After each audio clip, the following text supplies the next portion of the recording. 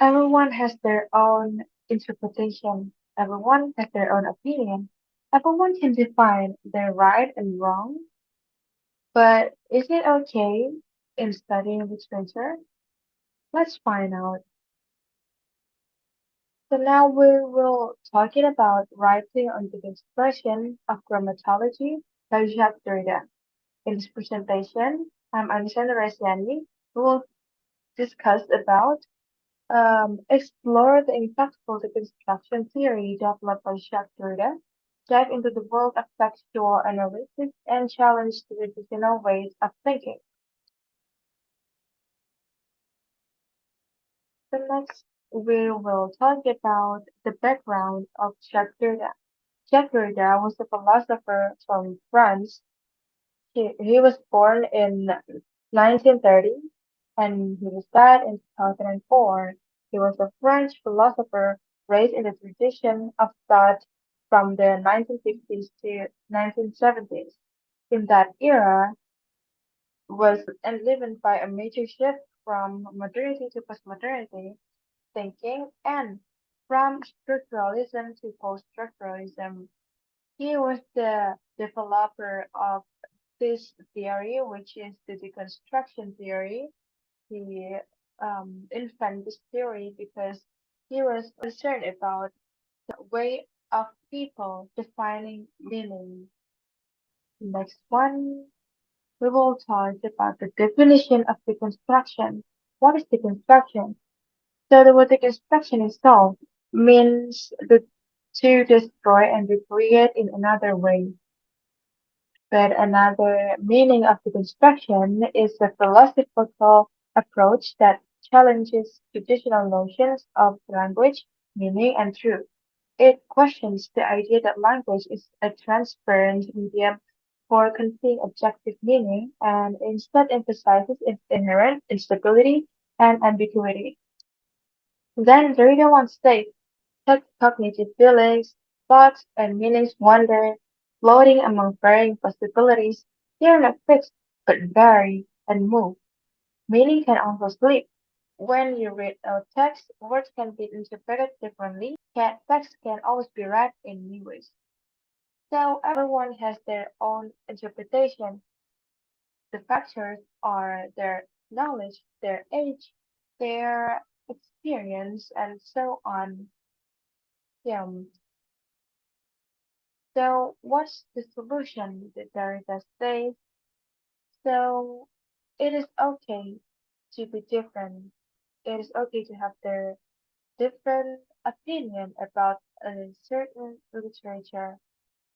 So don't be scared to read a book. You just need to figure out what you're thinking. You just need to okay, just normalize that it's different. You don't need to be the same way. You don't need to think the same way as your friends. Is it okay? It is okay. For the example, the first sentence is time flies like an arrow, and the second is a butterfly flies away to the garden. So the word flies mean has the different mean each sentence. So the word flies in the first sentence, the literal meaning is like fly. No, it's not. Time flies is like go really fast, like an arrow. And the second sentence is a butterfly flies away to the garden. So flies, the literal meaning is a fly, like you just fly up. Next one, we'll talk about the concept that criticized by Derrida. The first one is logocentrism. What is logocentrism? Logos itself means science in Greek language. So logocentrism implies the belief that what is the basis of all thoughts and actions is the real reality or truth. The construction challenges this belief in the primacy of speech and writing, exposing their limitation and biases inherent in language. Why is the thought and actions is the real reality of truth because the logocentrism idea they ignore mythic the mythic and the intuition because they think that it's not reliable it's enough. So the example is in traditional Western philosophy, reason and rationality are often considered superior to emotion and intuition. This privileging of reason over emotions reflects logocentrism. Derrida, world, Derrida would argue that this hierarchy is arbitrary and that both reasons and emotion should be valued equally. So the same case happened. Do you know that book that entitled Rich Dad Poor Dad? So that book, the author is Robert Kiyosaki. Uh, the book was published in 1997, and now they make the second version, which is the adjusted with the society nowadays. So of course, the society in 1997 with 2024, it's might be different. Like um, the situation might be different, the economical situation, the society, and so on. That might be different because that we cannot um focus in the like the idea from years to years that cannot be the same. It's unstable. That's why Derrida criticized the idea of logocentrism. The next one is phonocentrism. Quite similar. The phonocentrism is the privileging of speech or over writing. It assumes that speech, with its presence and immediacy, is superior to writing, which is considered secondary and absent. For example, imagine a job interview scenario where a candidate is being assessed based on their verbal communication skill. So the user or the human research they would they would not easily believe what is written on the resume that candidate has.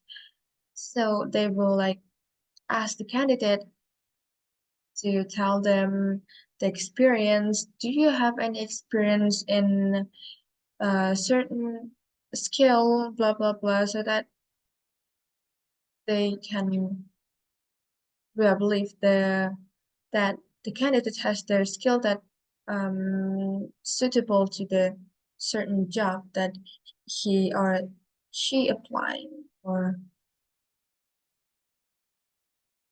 next one is metaphysic of presence. The metaphysic of presence is the belief in a stable and self-present meaning. It assumes that meaning is fully present and transparent, ignoring the inherent instability and intermediacy of language. Here the challenges the metaphysical assumption by emphasizing the play of difference and the depth of meaning within language. So the example is when we read a book, we assume that the words on the page directly and accurately represent the author's intended meaning. However, Derrida would argue that meaning cannot be fully present in the text. The reader brings their own interpretation and experience, and the author's intention may remain elusive or different. Roland Barthes once said, "A writer has been dead since leaving his room." Why is that? Because the author, when since leaving his room, the meaning is like when the writer or the author making the book, for example. So He created the book with his expectation, with his interpretation that, for example, I make this book with a really, really big plot twist. I make this like so many conflict, but after the book published, we cannot control what the reader um expectation, what the reader can think about the conflict. Do they really notice the conflict that the same as the author do?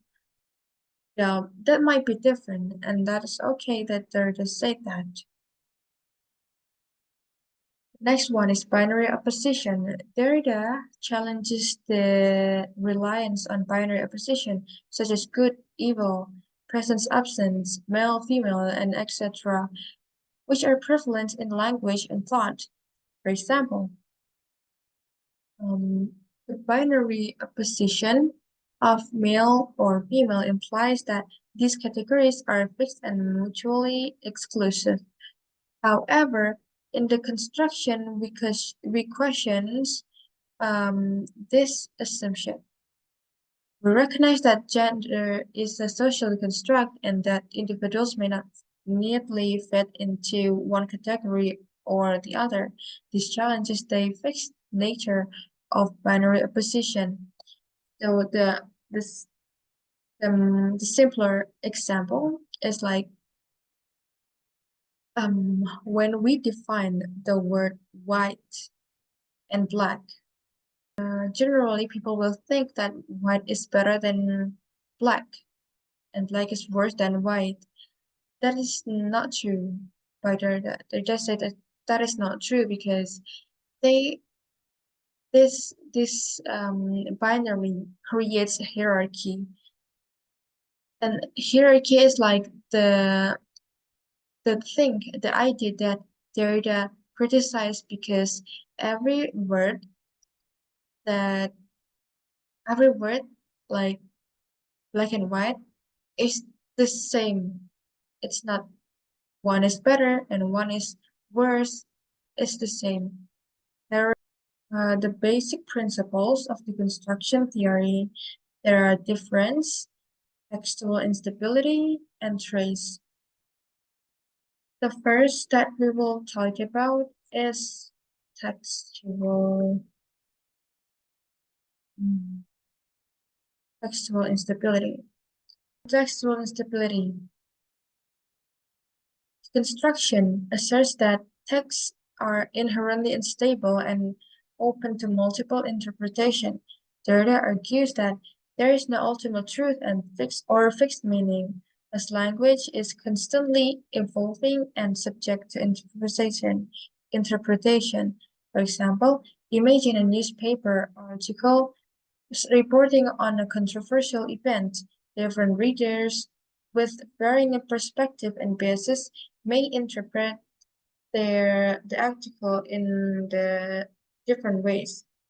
Some readers may see the article as unbiased and objective, while others may perceive it as biased and promoting a particular agenda. Same facts and information presented in the article can be interpreted differently based on the reader's preconceptions and beliefs.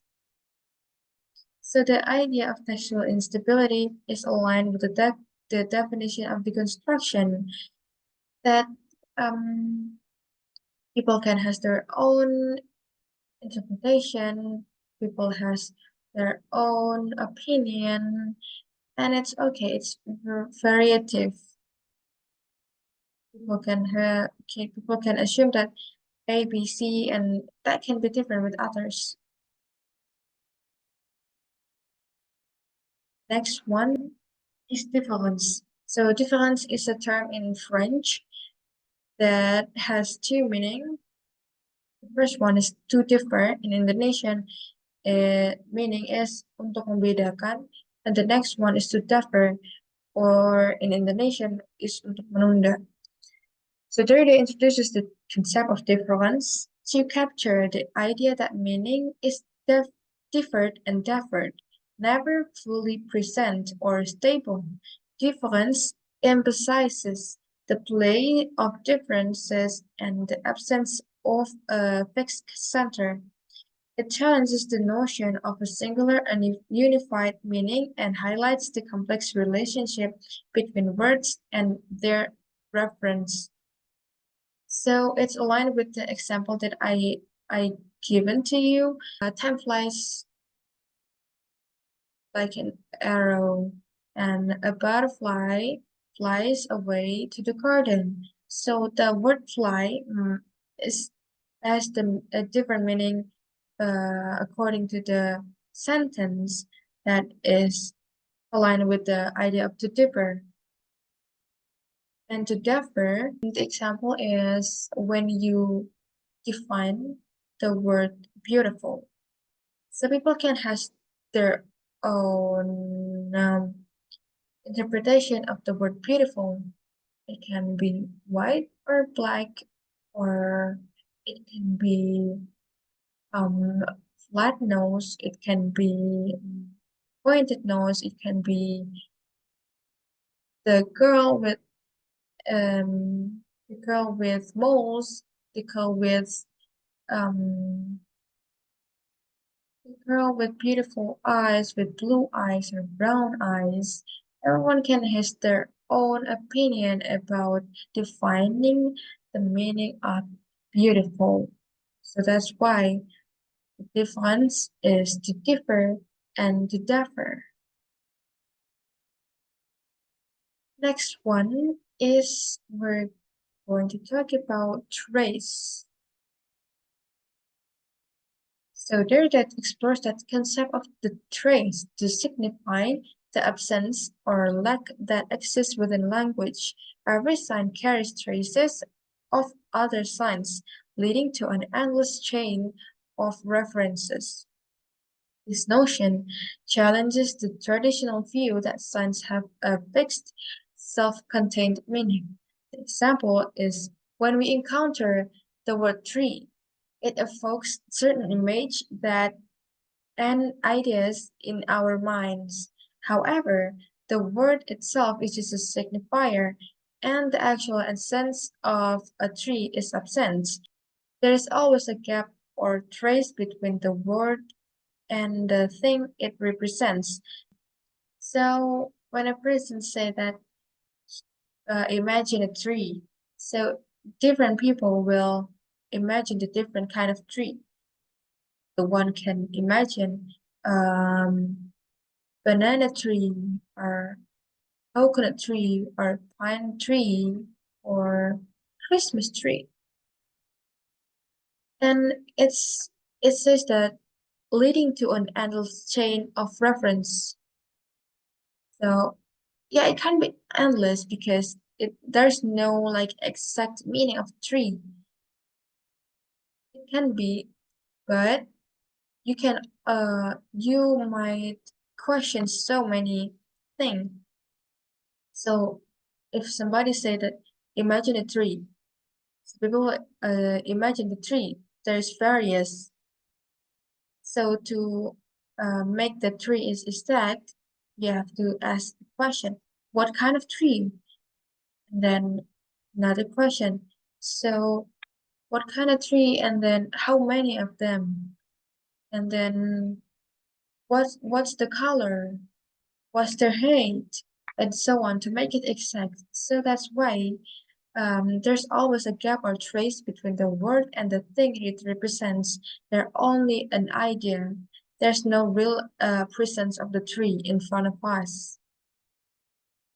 And I think that is all for the presentation about the deconstruction theory by Jacques Derrida. These are the references. I think that is all. Thank you so much for watching my video. I'm Anisa Nur Rosiani. Assalamualaikum warahmatullahi wabarakatuh.